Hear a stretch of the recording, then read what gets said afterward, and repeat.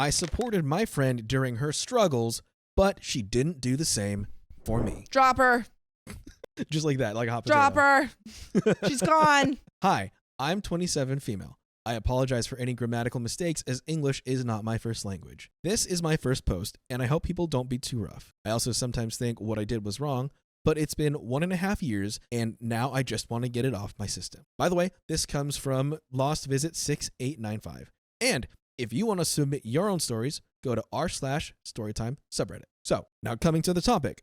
I met my then best friend, let's call her Sia, a decade ago in 2015. I went to my maternal house for graduation, and that's where I first met her in a tuition class, and we instantly clicked. A tuition class? Tuition class. I've never heard of that. She had a very outgoing personality, is very pretty, and lots of guys used to dote on her. But one thing I must mention is that she was a bit, should I say, naive. She had a keypad phone, couldn't understand memes, and didn't know about corn. I was the one who introduced it to her. Over our 7 years of friendship, I taught her everything. How to create boundaries, be polite, feel confident, and so many other things, which I'll explain later. You're like her mentor. You're her lifeline. Yeah, you're her life coach, honestly. Really? That's not your job. You're not her mother. Yeah. I've created a new personality for her, which is somewhat similar to me. Dang. Oh, I don't like that. Feels like Clueless. Yeah. Yeah. They don't have the closet, though. Yeah. It seems a little bit like it probably was unintentional because she's teaching her all these things and modeling Yeah, and it she's over just her own kind of experiences. yeah. And I think it feels like it's unintentional that she made like a mini version of her. Yeah, she's But it's like, also now kinda go out toxic. into the world. Yeah. They seem a little codependent. Mm-hmm. She used to live in a fairy tale and had little experience in practical life. Even though people were using her, she would let them. She's from a very conservative but wealthy family from the countryside, and her father was one of those people who pushed for a son. Oh, that's sad. Oh. They have 3 sisters, and her father stopped only because her mother couldn't take it. Yep, Oh, there's that toxicity. Jeez. Anyways, when I first met her, people used to gossip about her because she broke up with one of our seniors. It was a small town. She was a pretty young lady, so people loved to gossip. Anyways, me and another friend backed her up and told people off on her behalf, and everything was going fine. We told her she should take some time off from dating, but she started dating behind our backs. That's a weird way to phrase it. Yeah, Dating behind your back. backs. Like, You're not, she's- again, she's allowed to do whatever she wants. You're not her mother. She's allowed to date. Yeah. And like maybe she didn't want to tell you because maybe You guys were a little bit, you're like, A little oh, she's judgmental. naive. You don't understand. I think you're treating her kind of like honestly. Yeah. Which isn't fair. She's allowed to date people. she used to live in a PG and her roommates kind of pushed her, as she said to me. So she hid it from me and told me months later because her boyfriend was afraid that I would say no. I take care of myself pretty well, so people don't cross boundaries. Maybe that's why, even if they gossip behind my back, they don't have the guts to say in front of me. I didn't mind much because we weren't exactly best friends. The day she told me about the guy, I knew they would eventually break up, mostly because she was way out of his league and they also have different castes, which is a big deal in India. Okay, I can kind of see where part of this is coming from. Mm. On one hand, it's also kind of like, it's upsetting to me. It's like, oh, I knew you were going to break up from the beginning. Which is also why I'm like a little bit thinking maybe OP is somewhat of an unreliable narrator because Mhm. it seems like they're falling into this thinking of like the caste system. Right. They're like, oh, well, he's not in the caste, so he's not worthy of dating Yeah. this girl. It's like, okay, It's, well, that's it's also messed up. incredibly like peppered with judgment. Yeah. So this is not an objective view. And it's not even, they're not trying to be objective, I Mhm. think. They're venting. Yeah. Plus, her parents would never accept him. And that's a story for another day, and that's also juicy. Things went smoothly, and we didn't study at all during our first year and had a great time hanging out, all 3 of us. But things started to go downhill when exams came. We didn't have semesters and had only 1 exam at the end of each year. That's a lot of pressure. Yeah. 1 exam. If you failed even 1 subject, you'd have to repeat Dang, the year. man. So I barely passed. Sia failed, and her boyfriend got very good grades. She had a hard time dealing with her father, and we promised to study hard. Here's one thing. I don't have an outgoing personality, and during those years, even less so. I don't like sharing my problems with people unless we have a very good bond, because if they don't listen properly, I feel hurt and don't want to share anymore. During my final year of high school, I started dating my ex, who was very toxic and had a lot of issues. I was having a hard time and planned to break up with him. During that time, I also met my now fiance. Blush, blush. Like as unreliable and like kind of toxic as their narration is, it's fun. It's fun. It's like blush, blush. Sia was a good friend to me and supported me throughout my breakup and starting a new relationship in 2017. After the second year results, 2017, I became the top of my class, but Sia barely passed first year. She was genuinely happy for me, and I supported her as much as I could with notes and all for the second year. After my final year, I moved to a new location to prepare for the civil exams.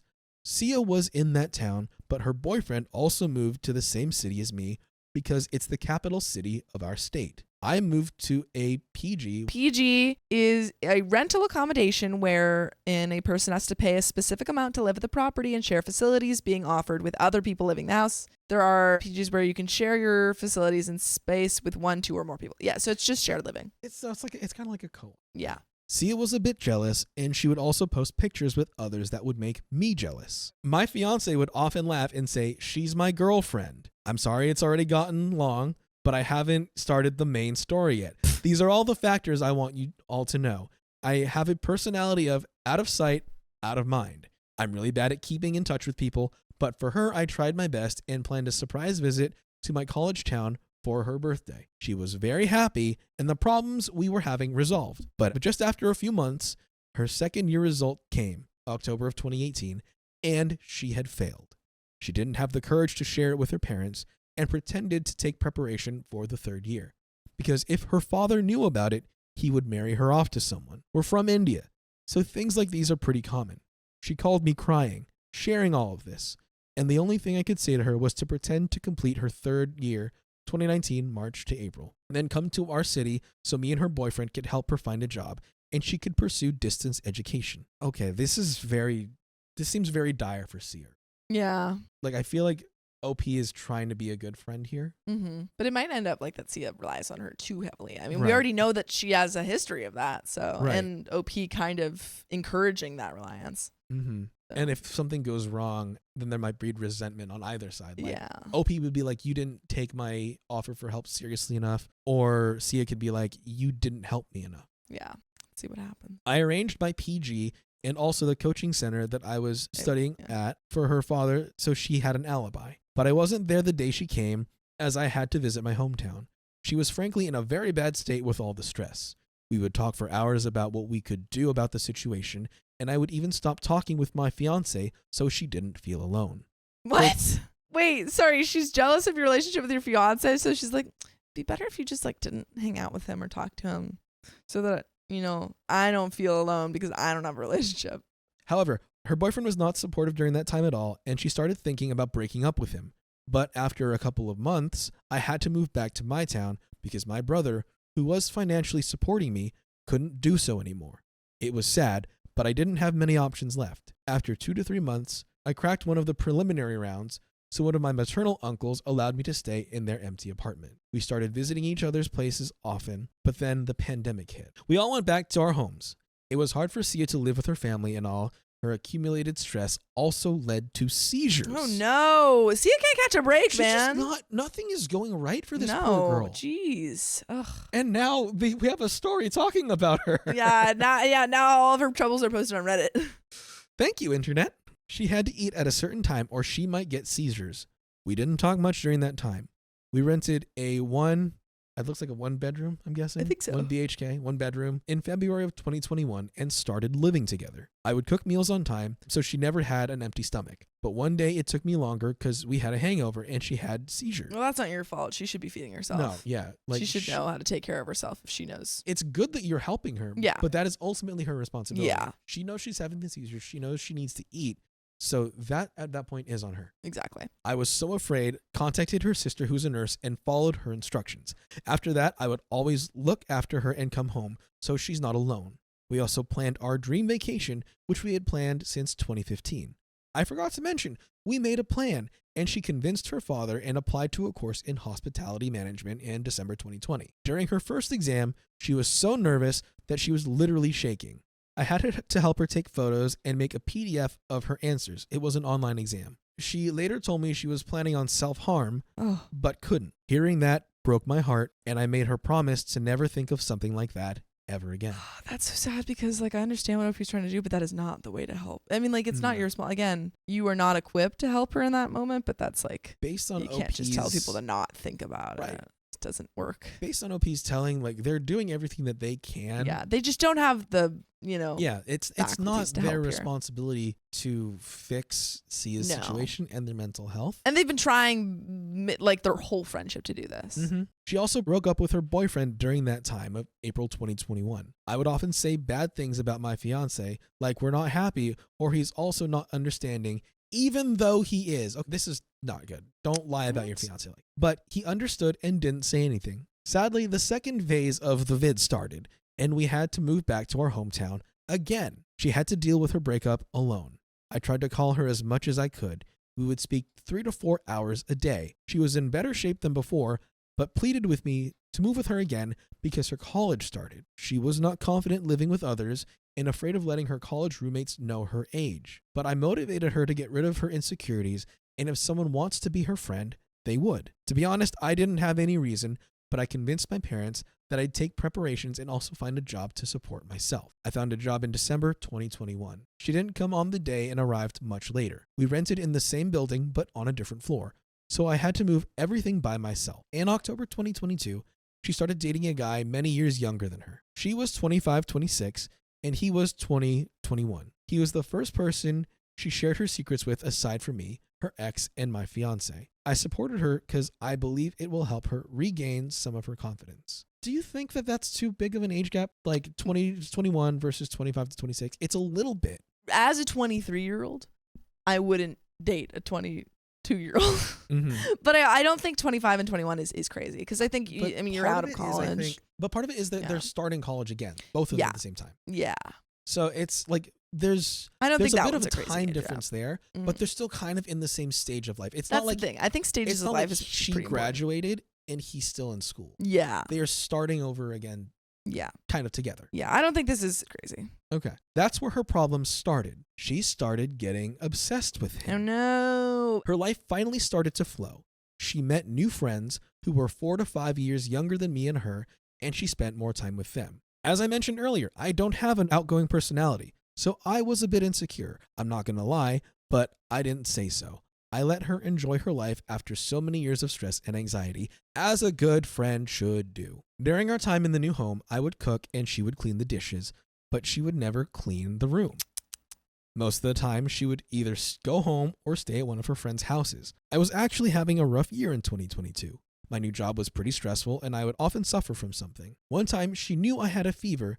She was staying out that night. The next day, she came to our room, took her things, and went back to her friend's place. She asked me if she should stay. I said no, because her friend was waiting for her. I'll never forget that day. Wait, what? I think maybe OP expected her to take care of her. Okay, but she said no. But I think that was like that, no, don't leave me yeah, here. but okay. Don't stay with That's me. so childish but to also, be like, it's like no, you have a but you fever. should stay.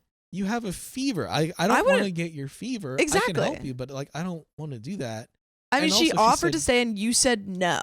It's like if you wanted her to stay or you needed help, don't play the game. Yeah, don't be coy and like, come on. If you need the help, ask for the help. Yeah, what do you mean please. you'll never forget the day? She hasn't done anything wrong in that situation. Again, I think culturally, there might be a thing against asking for help. I cried the whole night and confronted her. We made up. That's ridiculous.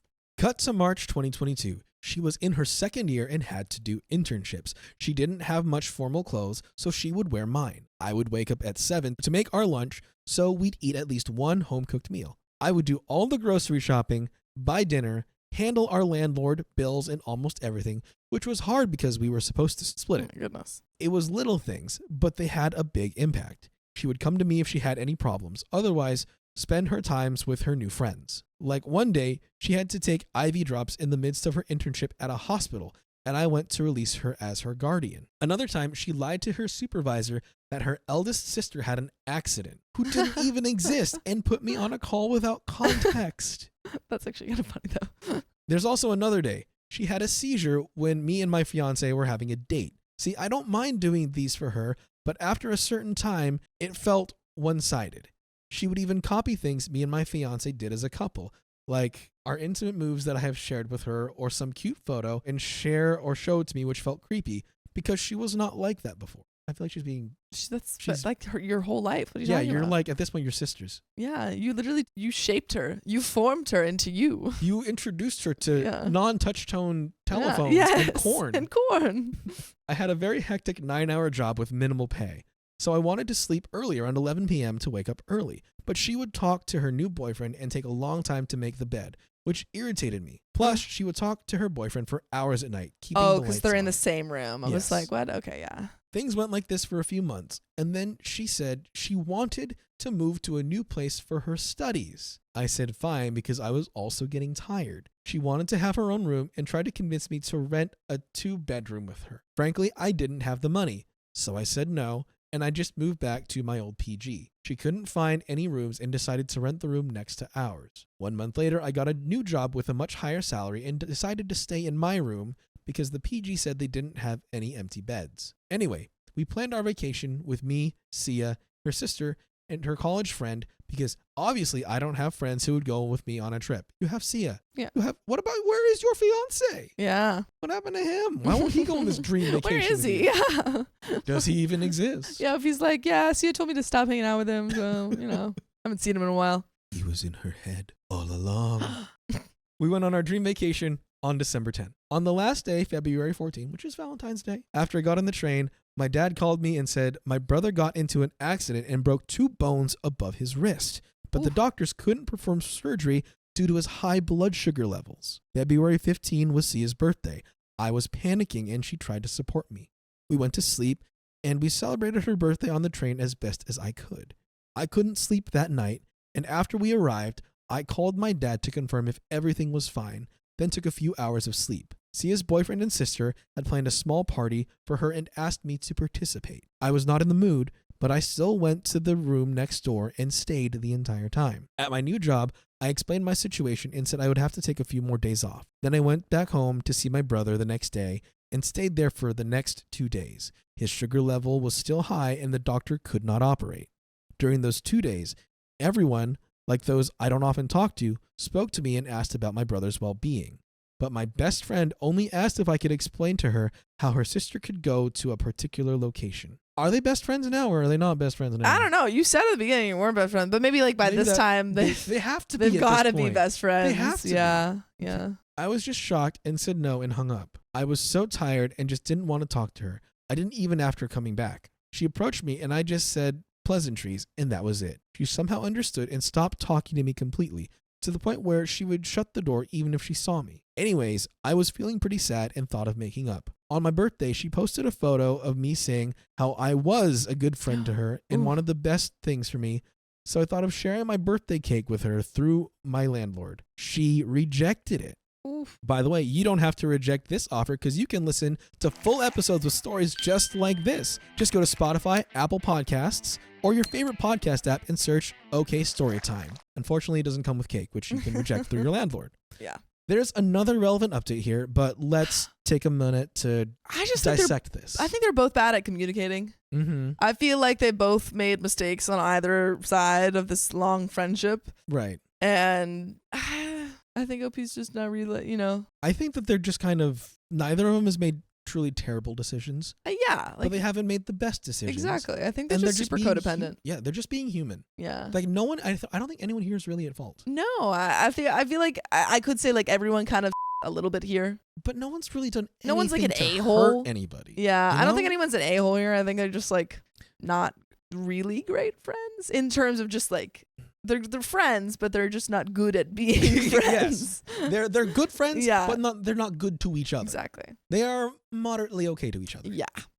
I couldn't take it anymore. I made a recording of everything I've done for her and how selfish she is, used some bad words as well, and cut her off from my life. This is so extra. Yeah.